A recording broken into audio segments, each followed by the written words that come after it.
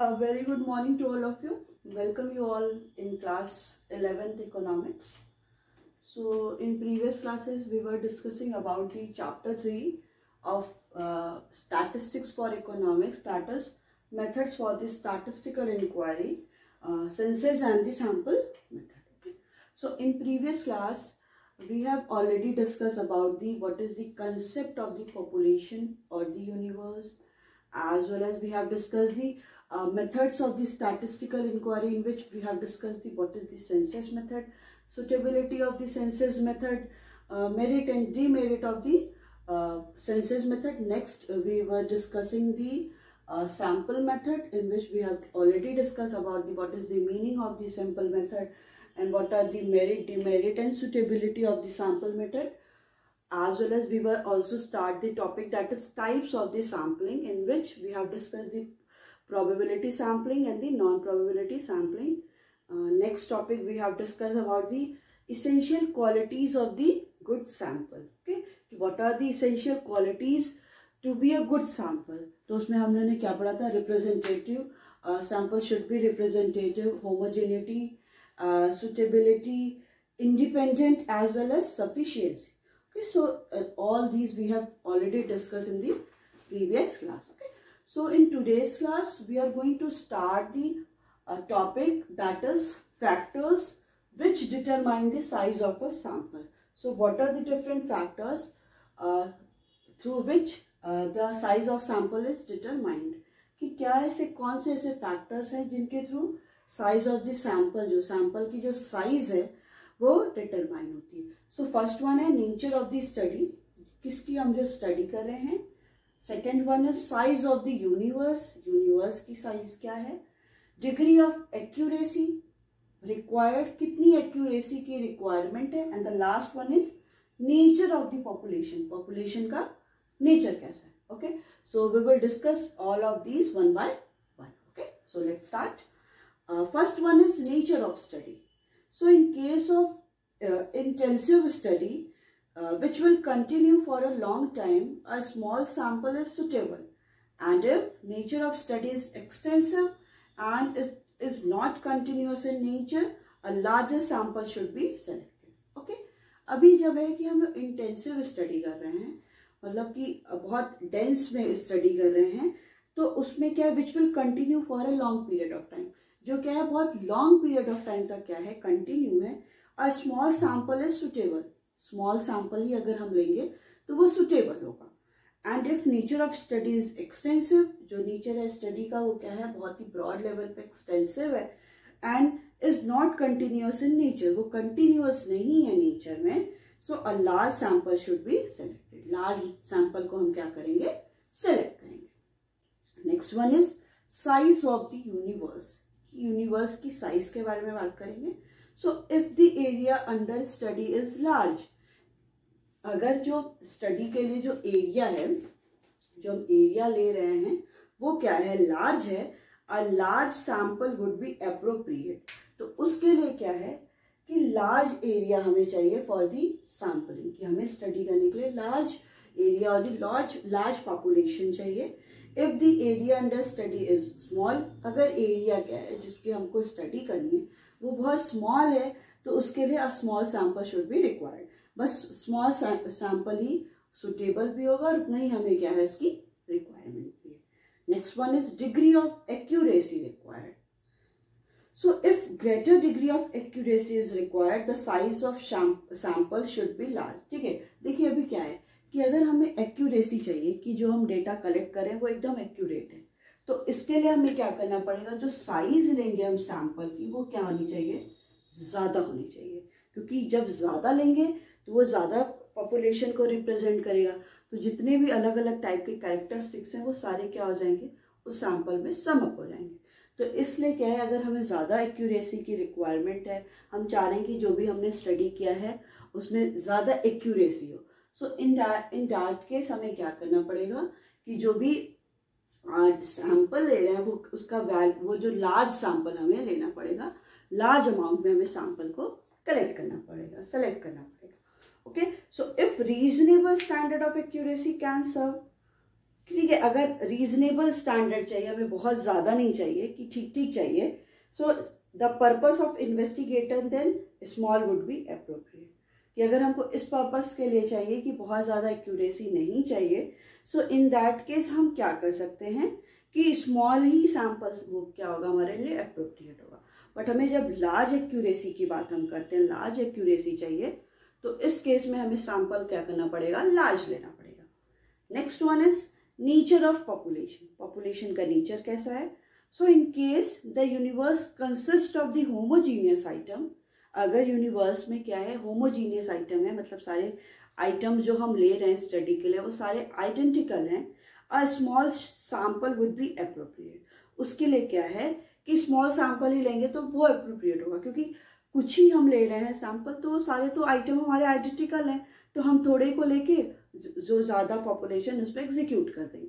But जब हमारे क्या है सैंपल ही, हमारी जो पॉपुलेशन है वो क्या है, हेट्रोजीनियस है, डाइवर्स है, मतलब हम मे भी हो सकता है कि हम जो डेटा ले रहे हों, हम जो सेलेक्ट किए हों, ठीक है, तो हम दो ही कैरेक्टरिस्टिक्स वालों को लिए हों, थर्ड और फोर्थ वाला क्या हो वो वहाँ पे छूट गया हो, तो हमें क्या करना पड़ेगा, जब डाइवर्स आइटम के लिए लेना पड़ेगा, जब हेट्रोजीनियस के लिए लेना पड़ेगा, तो हमें क्या है लार्ज अमाउंट में सैंपल को लेना पड़ेगा, तभी वो क्या है वो ज़्यादा रिप्रेजेंटेटिव हो जाएगा आपका पॉपुलेशन का। ठीक है, तो ये क्या था आपका नेचर ऑफ द पॉपुलेशन, की पॉपुलेशन का नेचर कैसा है। पॉपुलेशन अगर होमोजीनियस है तो हम क्या करेंगे कि डेटा को होमोजीनियस है तो हम डेटा को सैंपल को हम कम लेंगे, क्योंकि वो थोड़े ही से वो क्या है वो ज़्यादा रिप्रेजेंट कर देगा। बट अगर सैंपल हमारा क्या है, पॉपुलेशन हमारा क्या है, हेट्रोजीनियस है, तो हम क्या करेंगे लार्ज सैंपल को लेंगे। Okay, so it is your factors which determine the size of the sample, कि साइज ऑफ द सैंपल की साइज कितनी होगी सैंपल की, लार्ज होगी कि स्मॉल होगी, तो ये डिपेंड करता है इन सारे पे कि नेचर कैसी स्टडी की, हमको कैसा इंटेंसिव स्टडी करना है और कंटिन्यूअस है फॉर लॉन्ग पीरियड, तो उसके लिए क्या है स्मॉल सैंपल ही सुटेबल है। अगर एक्सटेंसिव है और वो कंटिन्यूअस नहीं रहेगी लॉन्ग टाइम के लिए तो हमें लार्ज लेना पड़ेगा। साइज ऑफ द यूनिवर्स, अगर जो स्टडी के लिए एरिया क्या है लार्ज है तब हमें लार्ज सैंपल लेना पड़ेगा, जो एरिया है स्टडी के लिए कम है तो हमें कम सैंपल लेना पड़ेगा। थर्ड है डिग्री ऑफ एक्यूरेसी, जब हमें हाईएस्ट डिग्री चाहिए, एक्यूरेसी ज़्यादा चाहिए, तो उस केस में हमें क्या करना पड़ेगा, ज़्यादा सैंपल लेना पड़ेगा। और हम अगर हमारा अगर हमें बहुत ज़्यादा रीजनेबल एक्यूरेसी चाहिए, बहुत ज़्यादा एक्यूरेसी नहीं चाहिए, तो हम क्या कर सकते हैं, स्मॉल सैंपल भी ले सकते हैं। Last one is nature of population. Population का नेचर कैसा है, अगर पॉपुलेशन क्या है होमोजीनियस है, ठीक है, तो हम क्या करेंगे, जो यूनिवर्स में जो आइटम्स हैं, जो पॉपुलेशन है वो होमोजीनियस मीन्स आइडेंटिकल है इनके सारे कैरेक्टरिस्टिक्स, तो हम स्मॉल सैंपल ही लेंगे फॉर दिस स्टडी। बट अगर क्या है जो यूनिवर्स है, जो पॉपुलेशन है वो कैसी है, वो आपकी हेट्रोजीनियस है, मतलब डाइवर्स आइटम है, इन केस हम क्या करेंगे लार्ज सैंपल को लेंगे। Okay, so it is your the factors which determine the size of the sample, कि जो भी सैंपल की साइज कितनी होगी, वो ज़्यादा होगी कम होगी, तो यही सारे वो फैक्टर्स हैं जो क्या करते हैं डिटरमाइन करते हैं।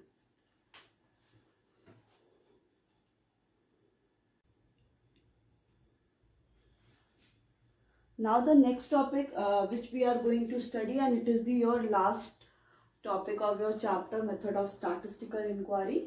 So the topic is statistical errors. So what are the different errors which will come in the statistics when we collecting the data through the sampling method? Okay, क्या ऐसे errors आएंगे जब हम लोग data को collect करेंगे from the sample method?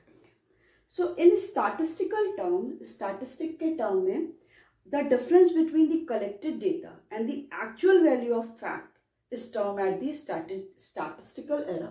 ठीक है, so statistics में क्या है, it is the difference between the collected data, कि जो data हमने collect किया and the actual value of fact, और actual में वो क्या है, उन दोनों के बीच में अगर difference हो जाता है, so this is the statistical error. यही है आपका स्टैटिस्टिकल एरर, कि आपका क्या हो रहा है, स्टैटिस्टिकल एरर का मतलब है कि it is the difference between the collected data which means for example जैसे हमने जो भी डेटा कलेक्ट किया जिसमें हम ये बता रहे हैं कि वैल्यू क्या आई है, कोई भी वैल्यू आई है 20 आई है। ओके, हमने डेटा कलेक्ट किया, उसको पूरा मेथड्स के थ्रू सॉल्व किया, एनालिसिस किया, इंटरप्रिटेशन किया, तो हमारा जो आंसर आ रहा है वो 20 है। सो ये क्या हो गया, ये हमारा कलेक्टेड डेटा हो गया।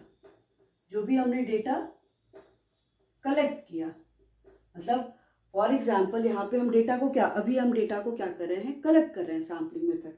तो हमने जो भी डेटा कलेक्ट किया वो बस 20 है, बट अगर हम रियलिटी में बात कर रहे हैं तो वो 20 ना होके 25 है। तो जो भी कलेक्टेड डेटा है और जो एक्चुअल वैल्यू है, जो एक्चुअल वैल्यू, उन दोनों का जो डिफरेंस हो गया, अगर यहाँ पे हम 5 ले लेते हैं तो ये आपका 5 क्या है, स्टैटिस्टिकल एरर है। क्योंकि इसी की वजह से क्या हो जाएगा, आपका जो पूरा रिजल्ट है, जो पूरा रिजल्ट है हमारा, क्योंकि हम तो पूरी सैम्पलिंग किसके बेस पे कर रहे हैं, पॉपुलेशन पे बेस पे कर रहे हैं। और अगर हम प्रॉपर सैम्पलिंग ही नहीं लेते हैं फ्रॉम दी पॉपुलेशन और दी यूनिवर्स, तो हमारा डेटा तो पूरा गलत हो जाएगा। पूरा हमारी जो स्टडी भी हम करेंगे वो क्या हो जाएगी, गलत हो जाएगी। So this is called the statistical error. इसी को हम क्या बोलते हैं, स्टैटिस्टिकल एरर बोलते हैं। Okay, so in other words the difference between the estimated value and the actual value, कि किसके बीच का डिफरेंस हो गया, कि जो भी एस्टिमेटेड है, हमने जो एस्टिमेट किया, जो हमने कैलकुलेट किया, estimate value minus actual value, कि जो एक्चुअल वैल्यू है, ठीक है, कि हमने जो वैल्यू को एस्टिमेट किया कि हाँ इतना आ रहा है हमारा आंसर या इतना सैंपल आ रहा है, और रियलिटी में वो उतना था ही नहीं, वो जो वैल्यू थी वो अलग थी। तो ये जो दोनों का डिफरेंस हुआ वही आपका क्या है, स्टैटिस्टिकल एरर है, वही आपका स्टैटिस्टिकल एरर है। इसी को हम क्या कहते हैं, statistical error. So it is the difference between the collected data and the actual value of facts, or in other words we can say that it is the difference between the estimated value and the actual value, कि जो भी हमने value estimate की और जो reality में value है, उन दोनों के बीच में अगर कुछ डिफरेंस हो रहा है, so this is called the statistical error. उसी को हम क्या बोलेंगे, स्टैटिस्टिकल एरर बोलेंगे। Okay, so for example if we make an estimation that 47% boarded a bus, कि अगर हमने एक ये एस्टिमेशन किया कि जो 47% है वो उन्होंने बस में बोर्ड किया, मतलब वो बस में क्या है, बैठे और गए, but if count them to be 53%, और हम क्या है 47% बैठे बस में, बट हमने उनको क्या काउंट कर लिया, 53 काउंट कर लिया, ठीक है, या 48 काउंट कर लिया, या 55 काउंट कर लिया। तो जो भी डिफरेंस है 55 माइनस 47 या 53 माइनस 47 डाटा 6, वो 6 ही आपका क्या है, स्टैटिस्टिकल एरर है। ठीक है, कि हमने क्या है, आर्मी पब्लिक स्कूल में मैंने काउंट किया कि जो बच्चे हैं वो कितने हैं, 1600 है। ओके, मैंने काउंट किया कि बच्चे क्या हैं, 1600 है, बट रियलिटी में एक्चुअल में क्या है, बच्चे क्या हैं, बस 1540 है। रियलिटी में बच्चे बस 1540 हैं। तो ये जो एस्टिमेटेड वैल्यू, सो ये हमने एस्टिमेट किया, ये मैंने कैलकुलेट किया, so this is the estimated value, और ये वैल्यू क्या है, ये एक्चुअल वैल्यू है। तो जो भी डिफरेंस हुआ, डिफरेंस कितना हुआ, 60। This 60 is the statistical error. यही आपका स्टैटिस्टिकल एरर बोलते हैं इसी को। ठीक है, अभी तो आई थिंक समझ आ गया होगा कि क्या होता है statistical error. Statistical error is simply it is the difference between the estimated value and the actual value, और it is the difference between the collected data and the actual value of facts. So now the next one is, what are the different causes of this statistical error? कि जो भी statistical error हो तो रहे हैं, ये हमने देख लिया कि statistical error बहुत ज़्यादा हो रहे हैं। So इनके causes क्या हैं, किसकी वजह से ये सारे हो रहे हैं? So first one is, this may arises due to, first one is selection of inadequate sample, कि जो भी हमने sample को collect किया है वो क्या है, inadequate है। मीन्स जो भी सिलेक्शन किया है हमने, जो भी सेलेक्ट किया है वो इनएडिक्वेट है, इतना प्रॉपरली नहीं है, या हो सकता है हमने प्रॉपरली ना किया हो। Next one is selection of wrong sample, हमने जो सैंपल कलेक्ट किया वो रॉन्ग है, वो उतने को रिप्रेजेंट नहीं कर रहा है। Third one is personal biasness of the investigator, may be ये चांसेस क्या हो सकती है, ये पर्सनल बायसनेस हो किसी भी इन्वेस्टिगेटर का, जो इन्वेस्टिगेशन कर रहा है उसका कोई ये पर्सनल बायसनेस हो, वो बायस्ड हो उस चीज़ों के साथ कि हमें डेटा क्या है प्रॉपरली लेके नहीं आना है, तो उस कंडीशन पे क्या है वो हो सकता है कि वो शो नहीं करना चाह रहा हो रियलिटी कि सही में एक्चुअल वैल्यू क्या है, तो ये भी कॉज, ये क्या है, ये भी चांसेस हो जाती है। Next one is wrong information given by the informant, wrong information कौन दे रहा है, जो भी इन्फॉर्मेंट है, जो इन्फॉर्मेशन प्रोवाइड कर रहा है कि इतना रियलिटी में बच्चे जो हैं वो 1600 है, हो सकता है वो मैं स्कूल गई मुझे इन्फॉर्मेशन ही गलत मिली हो, ये भी तो चांसेस हो। ये तो चांसेस एकदम नहीं है ना कि पूरी गलती मेरी, हो सकता है वहीं पे मुझे इन्फॉर्मेशन गलत हो, या मे बी इन्वेस्टिगेटर है, मैं इन्वेस्टिगेटर हूँ, तो मुझे क्या है वहाँ पे बच्चों को ज़्यादा दिखाना था तो मैंने 1600 दिखा दिया, या कम दिखाना था तो मैंने 1600 दिखा दिया, तो ये क्या है, it is also up to the investigator कि इन्वेस्टिगेटर का कोई बायसनेस भी हो सकता है। Okay, next one is wrong information given by the informant, कि इन्फॉर्मेंट क्या है वो रॉन्ग इन्फॉर्मेशन दे रहा है।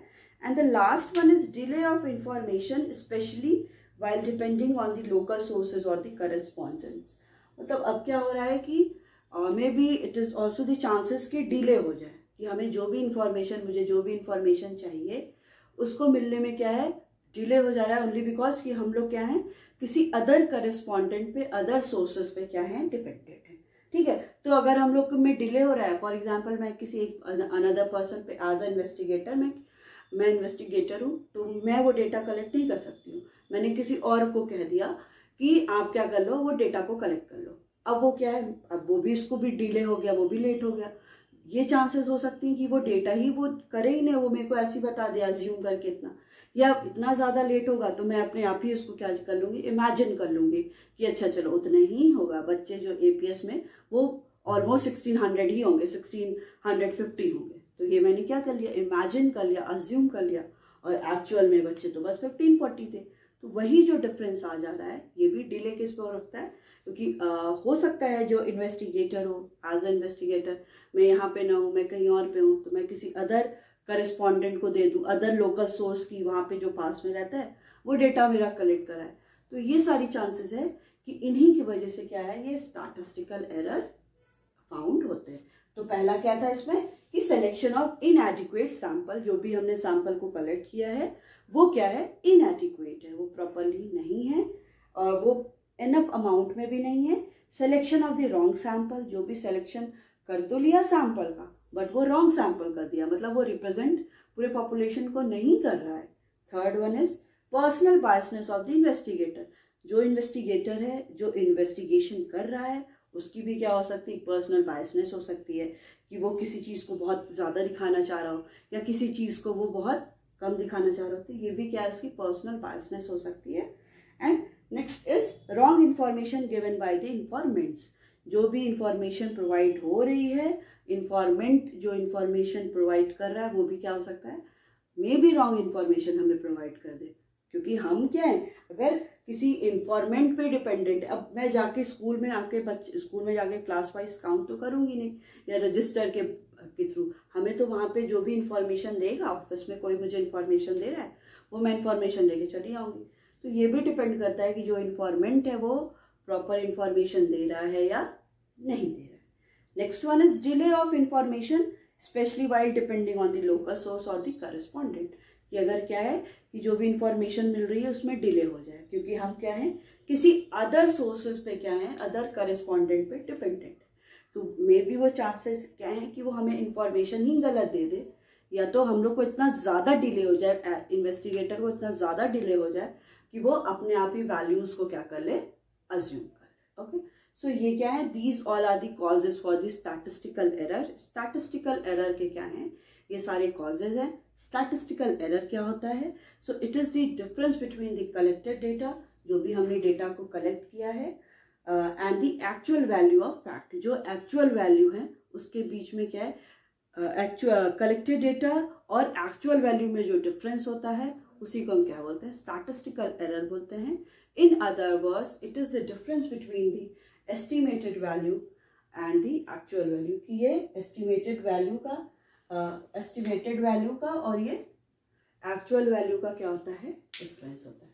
ओके, तो यहाँ तक हमने पढ़ लिया. हमें क्या पढ़ा कि क्या होता है स्टैटिस्टिकल एरर्स, क्या होते हैं और कॉजेस क्या है स्टैटिस्टिकल एरर के. ना the next topic and the last topic of your chapter, yes it is the last topic of your chapter is types of the statistical error.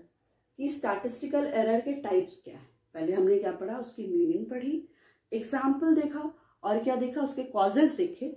Next क्या है कि स्टैटिस्टिकल एरर के types क्या है, किस किस टाइप के एरर होते हैं स्टैटिस्टिकल एरर. तो हम लोग ने इसको दो में डिवाइड किया. First one is sampling error, sampling में एरर, और नॉन सैम्पलिंग एरर. ठीक है, दो टाइप के एरर हुए, sampling error and the non sampling error. तो अब ये सैम्पलिंग एरर क्या होता है, नॉन सैम्पलिंग एरर क्या होता है, इसको हम लोग डिस्कस करते हैं. Okay, so let's start with the sampling error. ये हम सैम्पलिंग एरर के साथ स्टार्ट करते हैं. So sampling error refers to the difference between the average of the actual value of the given variable and average of the sample estimates which are selected from the values of the given variable. ठीक है, ये क्या कह रहा है, ये कह रहा है कि सैम्पलिंग एरर को क्या बोलते हैं, error it is the difference between, ये किसके बीच में डिफरेंस है, ये डिफरेंस है between the average of the actual value of the given variable. जो भी वेरिएबल हमें गिवन है, जो दिए हैं, उनकी जो एक्चुअल वैल्यू है उनका एवरेज, जो एक्चुअल वैल्यू का एवरेज जो वेरिएबल दिया है, and the average of the sample estimate, और जिन वेरिएबल का हमने सैंपल को एस्टीमेट किया है उसका average, which are selected from the values of the given variable. ठीक है, अब हम जो भी एक्चुअल वैल्यू का और एस्टिमेटेड वैल्यू का हम एवरेज निकालेंगे, उन एवरेज में जो डिफरेंस आ रहा है उसी को क्या बोलते हैं, सैम्पलिंग एरर बोलते हैं. उसी को हम लोग बोलते हैं सैम्पलिंग एरर. कि it is the difference between the average of the actual values of the given variable, it is the difference between the actual value of the average of the actual value of the given variable and the average of the estimated value of the given variables of the given data which is selected from the variables, जिसको हम different variable से क्या कर रहे हैं, select कर रहे हैं. इन दोनों के बीच के डिफरेंस को हम क्या बोलते हैं, सैम्पलिंग एरर बोलते हैं.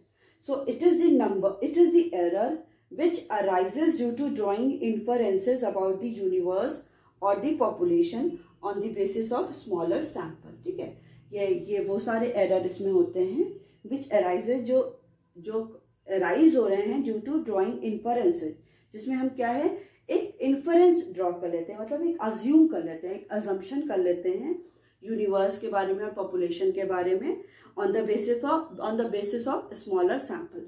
स्मॉलर सैंपल, हम थोड़े से सैंपल के साथ एक इन्फ्रेंस लेके चल लेते हैं, एक अज्यूम करके चल लेते हैं कि ऐसा ही होगा. So it is the possible to reduce the magnitude of sampling error by taking a larger sample.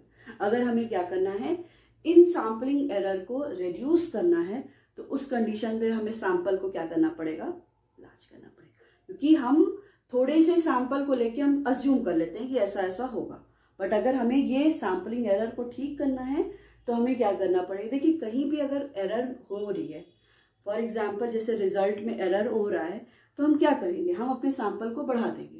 क्योंकि मे भी ये हो सकता है कि हम जो सैंपल लिए हों वो क्या हो सकता है, वो पूरे पॉपुलेशन और यूनिवर्स को रिप्रेजेंट ना करे. इसलिए हमें क्या करना पड़ेगा, हम ऐसा डेटा को लेंगे जो पूरे पॉपुलेशन और सैंपल को रिप्रेजेंट करे. तो अगर हम लोग स्मॉलर सैंपल लिए हैं और उसमें क्या हो रहा है, स्मॉलर सैंपल लेने में जो चांसेस है एरर के वो ज़्यादा हो रहे हैं, तो उस कंडीशन पे हम क्या कर सकते हैं कि अपने जो हमारे सैंपल है उसको हम लार्ज कर देंगे. तो जो मैग्नीट्यूड है रॉन्ग होने का वो क्या हो जाएगा, जो रॉन्ग चांसेस हैं कि जो रिजल्ट हमारा गलत आ रहा है वो क्या हो जाएगा, रिड्यूस हो जाएगा. ओके, सो फॉर एग्जाम्पल भी दिया हुआ है इसमें कि consider a case of income of 5 farmers in Manipur. ठीक है, हम 5 क्या है, वेट अ मिनट,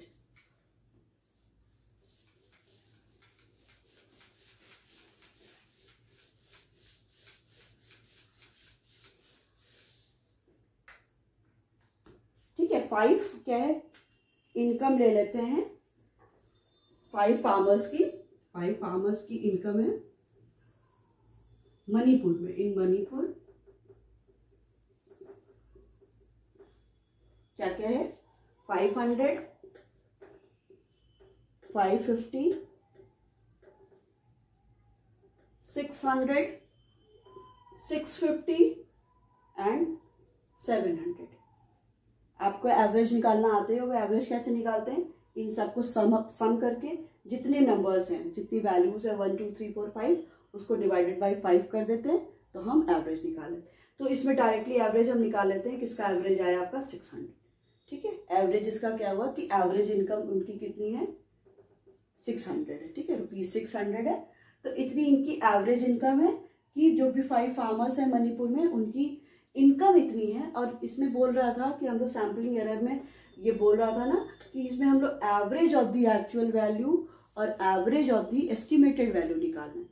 तो जो भी वैल्यूज दी है उसका हम क्या करेंगे, एवरेज निकालेंगे। और एवरेज कैसे निकालते हैं, एवरेज निकालते हैं कि इनको जितनी भी वैल्यू है इसको सम कर देते हैं डिवाइडेड बाई जितने भी नंबर्स है 1 2 3 4 5, 5 से डिवाइड कर देंगे तो एवरेज हम कैलकुलेट करें, ठीक है। तो आया आपका 600।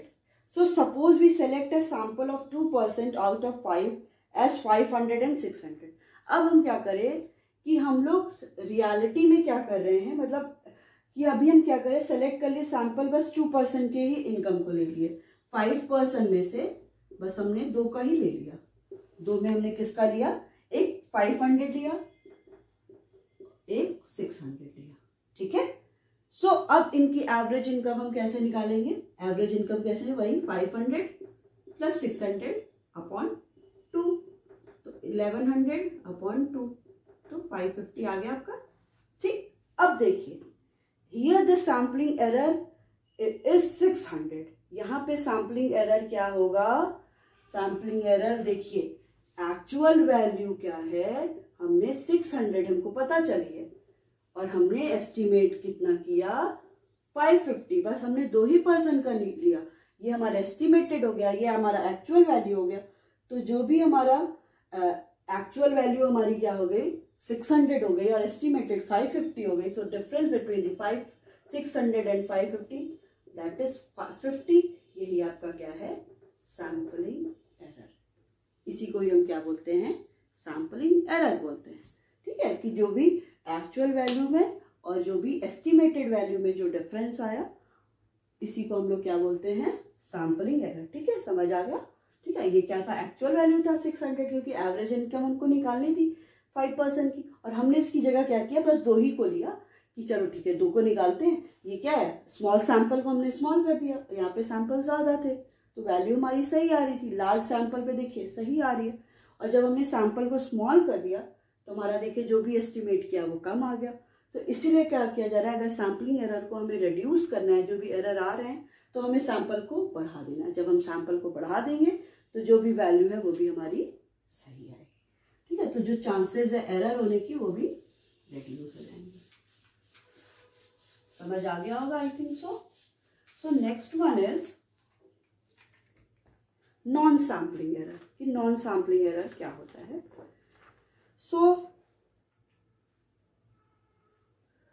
The error which arises at the stage of ascertainment, ठीक है। जब हम क्या है असर्टेन करते हैं, इस द एरर जो एरर फाइंड हो रहा है उस स्टेज पे जब हम क्या कर रहे हैं, ऑर्गेनाइज कर रहे हैं and analysis of the data, data को हम ऑर्गेनाइज कर रहे हैं प्रॉपरली, अच्छे से ऑर्गेनाइजेशन करना है, उनका एनालिसिस करना है।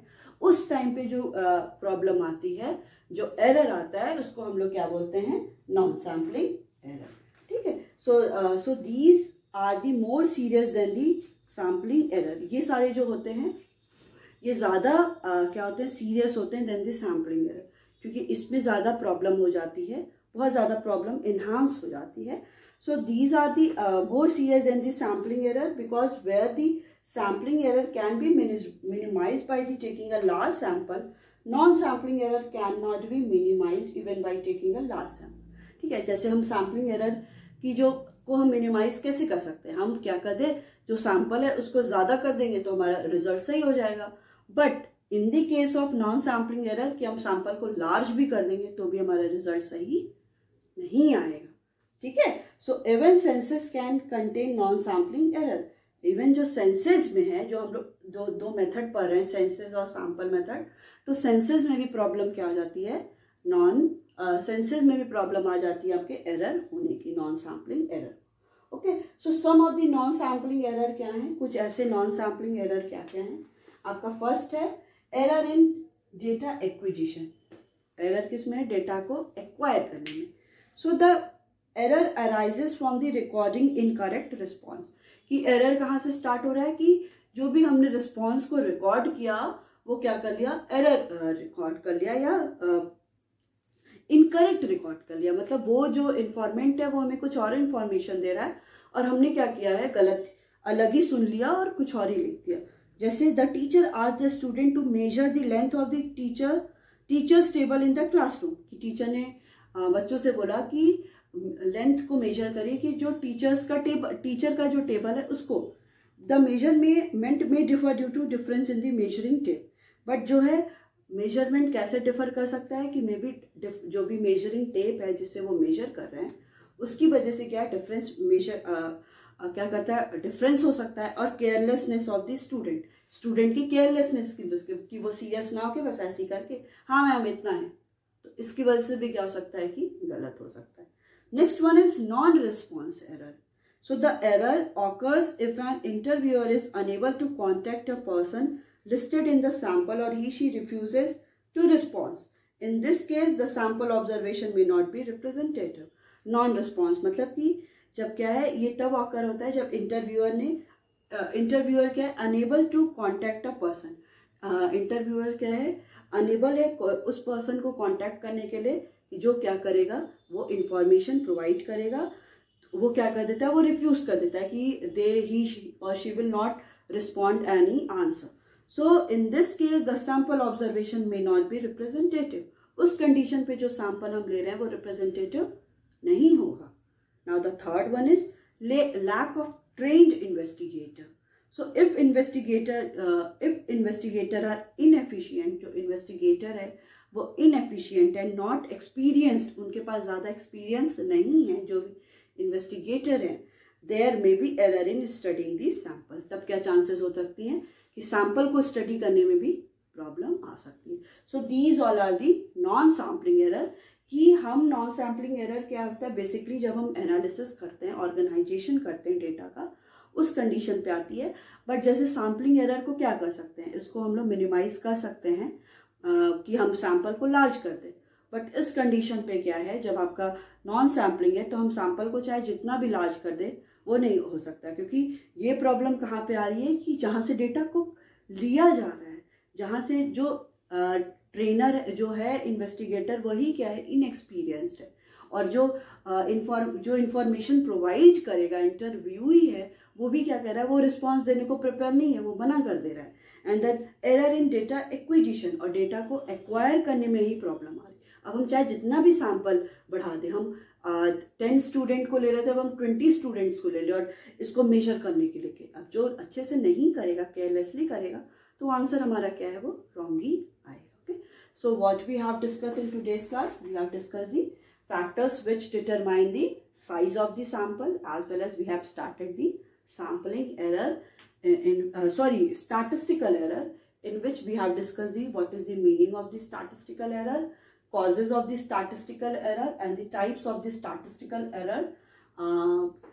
There are two types of this statistical error. First one is sampling error and the second one is non-sampling error. So from this we have also completed the chapter also. Okay, so what we have discussed in this whole chapter, we have discussed the concept of the population or the universe, method of the statistical inquiry, census and the sample method, types of the sampling, probability and the non-probability sampling, as well as we have started the qualities of the good sample, factors which determine the size of the sample, statistical error, causes of the statistical error and the types of the statistical error, that is sampling error and the non-sampling error. Okay, so it's all about this chapter, and also it's all about your today's class.